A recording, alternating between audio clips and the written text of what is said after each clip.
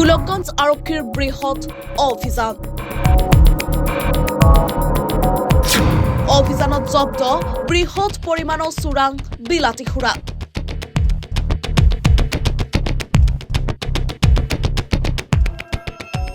এক গোপন সূত্ৰৰ পম খেদি গোলকগঞ্জ থানাৰ ভাৰপ্ৰাপ্ত বিষয়া দেৱজিৎ কলিতাৰ নিৰ্দেশত সহকাৰী উপ পৰিদৰ্শক সঞ্জীৱ কুমাৰ নাথৰ নেতৃত্বত যোৱা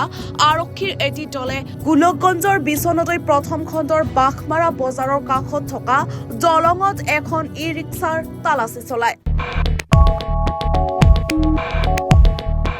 আৰু তালাচীত প্ৰায় 150টা বিলাতী সুৰাৰ বটল জব্দ কৰিবলৈ সক্ষম হয় গোলকগঞ্জৰ পৰা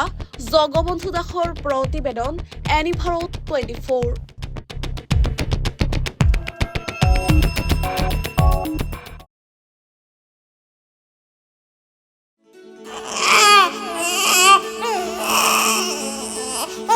অভিনন্দন আপোনাৰ এজনী ছোৱালী জন্ম হৈছে